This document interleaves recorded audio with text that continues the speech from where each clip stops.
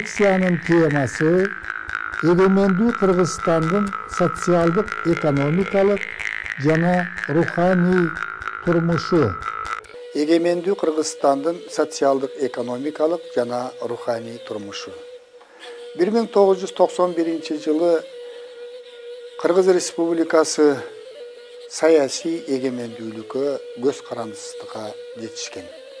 Бирок экономикалык жактан анын өнүгүүсү башка республикалар менен тыгыз байланышта болгон. Анткени өзүңөргө белгилүү Советтер Союзунун мезгилинде эл чарбасында бирдиктүү экономикалык комплекс түзүлгөн. Кыргызстанда чыгарылган продукциянын айрымдары, деталдары бөлөк республикаларда чыгарылган. Кыргызстандагы өз кезегинде бөлөк республикаларда чыгарылып аткан продукцияларга ар кандай тетиктерди өндүрүп берип турган. Негизинен алганда Союз мезгилинде Кыргызстан чийки зат берүүчү республика катарында болуп калып, негизинен даяр продукция бөлөк республикаларда чыгып, ошол даяр продукциялардын үзүрүн башка республикалар көрүп келген.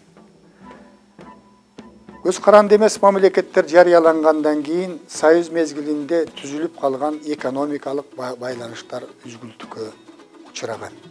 Ошондон кийин Кыргызстандагы өзгөчө өнөр жай ишканалары биринин артынан экинчиси токтой баштаган. 1991-жылы Кыргызстандын экономикасындагы жумшалган каражаттар өзүнө өзү актабай калган. Өзгөчө энергетика, машина куруу, жеңил өнөр жай тармактары акырындык менен кыйроого учураган. 1992-жылы Россия Федерациясы бааларды эркин кое берген. Мына ошондон кийин союздук республикалардын, ошонун ичинен Кыргызстандын экономикалык абалы өтө оордогон. Негизинен бартердик алмашуу, республикалар ортосунда бартердик алмашуу башталган. Мунушундан кийин көп жылдап топтолгон материалдык байлыктар, ресурстар, завод, фабрикалардын өздөрү талоонго учурай баштаган. Абалдан чыгуунун бир гана жолу бул рынок экономикасына өтүү керек болгон. 1991-жылы 20-декабрда Кыргыз Республикасында менчиктештирүү саясатын жүргүзүү иши башталган. Союздук мезгилде өндүрүш каражаттары негизинен мамлекеттин менчиги болуп калган. Мамлекеттик менчик бир мезгилде өзүнүн натыйжалуулугун көрсөтсө, кийинки жылдары, тагыраак айтканда 1960-70 жылдардан баштап өзүнүн натыйжалуулугун таптакыр жоготкон. Товар өндүрүүгө кеткен чыгым товардын өзүнө турган наркына караганда бир топ эсе жогорулап кеткен. Мисалы, Кыргызстандын айыл чарбасында дан өсүмдүктөрүн өстүрүү 2 эсеге кымбат турган. Ал эми жашылча жемиш өстүрүү 5 эсеге кымбаттап кеткен. Мына ушундай көрүнүш өндүрүштүн башка тармактарына дагы тиешелүү болгон. Тарыхта белгилүү Советтер Союзу 60-жылдардан баштап эле өзүнүн элин дан азыктары менен камсыз кыла албай калып, жылына 40 миллион тоннадан ашык эгинди ушул Канададан сатып алып турган. Бул өзү социалисттик чарба жүргүзүүнүн терең кризиске учурагандыгынан кабар берет. Кыргызстанда менчиктештирүү жүрүүдө ошол социалисттик менчик деп эсептелген мамлекеттик менчиктин бардыгын тең реформалоо жөнүндө чечим кабыл алынган. Бир гана токойлор, жаратылыш байлыктары, суулар менчиктештирилбейт. Ал эми калган байлыктардын баарын менчиктештирүү жөнүндө чечим кабыл алган. Менчиктештирүү Кыргызстанда 2 etapta ötkөн. Birinci etap 1991 жылдан 1993 жылга чейин, экинчиси 93 жылдан 95-96 жылдарга чейин. Биринчи этапта негизинен менчиктештирүүнүн жүрүшүндө элдин кызыкчылыгы, карапайым эмгекчи элдин кызыкчылыгы эске алынган эмес. Биринчи этабында негизинен бийликте турган адамдар ошол бийлигинен пайдаланып социалисттик менчиктин, мамлекеттик менчиктин көпчүлүгүн арзан баада башаламандык менен өздөрүнө ыйгарууга, жакындарына бөлүштүрүп берүүгө, аны ыңгайлуу кылып сатууга болгон аракеттерин жумшаган. Ошол мезгилде эле ушул менчиктештирүүнүн эң негизги документтеринин бири катарында купондор таратылган, бирок карапайым эл бул купондор маанилүү документ экендигин, менчик ээси кыла турган документ экендигин түшүнбөй, аны болор болбос акчага сатып жиберген учурлары дагы көп болгон. Белгилеп кете турган нерсе менчиктештирүүнүн биринчи этабы элдин кызыкчылыгын көздөгөн эмес. Мына менчиктештирүүнүн ушундай жүрүшүнөн улам 1994 жылы Кыргызстандын өкмөтү, президенти муну кандайдыр бир деңгээлде жолго салууга аракет кылып, атайы иш-чараларды көргөн. Экинчи этабында элдин, карапайым элдин кызыкчылыгын коргоого, карапайым элдерди көбүнчө менчик ээси кылууга аракеттер жүргөн. Бирок ошондой болсо дагы биринчи этаптагы жүргүзүлгөн тартип бузуулар экинчи этапта дагы кайталанган. Кыргызстанда 378 ишкана менчиктештирилген. Натыйжада бул ишканалардын көпчүлүгү акционердик коомдорго, кооперативтерге, айрымдары жеке адамдарга тиешелүү болуп калган. 1991-96 жылдагы менчиктештирүүнүн натыйжасында Кыргызстандагы өндүрүлгөн продукциялардын 50%-ин мамлекеттик эмес ишканалар жүргүзүп калган. Тагыраак айтканда, акционердик коомдор, жеке менчик ишканалар ушул менчиктештирүүдө алардын үлүшү көбөйгөн. Айыл чарбасында дагы менчиктештирүү адегенде чоң мыйзам бузуулар менен жүргүзүлгөн. Баягы Союз мезгилинде чогулган материалдык байлык, малдын башы, короо сарайлар, складтар талоонго түшкөн. Бул жерде дагы айыл чарбасынын жетекчилери биринчи кезекте өздөрүнүн кызыкчылыктарын көздөгөндүгү айкын болгон. 1991 жылы жүргүзүлгөн реформанын натыйжасында айыл чарбасындагы рентабелдүүлүгү төмөн колхоздордун бардыгы тең совхоздор менчиктештирилсин деген атайы чечим чыккан. Рентабелдүүлүгү 15-25%тен төмөн колхоздор менчиктештирилген. Бул жерде дагы чоң башаламандык жүргөн. Менчиктештирүүнүн жүрүшүндө ушул айыл чарбасында дыйкан чарбалары, фермер чарбалары, кооперативдер, акционердик коомдор түзүлө баштаган. Мына менчиктештирүүнүн жүрүшүндөгү башаламандыктын кесепетинен менчиктештирүү активдүү жүрүп аткан 1994 жылы Кыргызстандын айыл чарбасында 7,5 миллион кой болгон. Bir жылдан кийин эле бул койдун башы 4,5 миллионго түшкөн. Демек, аз эле бир эле жылдын ичинде Кыргызстанда 3 миллион кой жок болгон. Кой товар алмашуунун эквивалентине алмашкан. Ошол койлорду ветеринардык жактан кароо эрежелери buzulgandыкtan эмгекчилерге оорлук койлорду таратуу, бруцеллез болуп аткан койлорду таратып жиберүү, бөлөк малды таратып жиберүү фактылары болгон. Натыйжада кой алган адамдар ошол оорлуу малды багып атып, анын оорусун өзүнө жугузуп алып, ошол андан азап тарткан учурлар көп болгон. Менчиктештирүүнүн натыйжасында 1993 жылы айыл чарба продукцияларынын 52% ошол менчиктештирилген чарбаларга туура келип калган.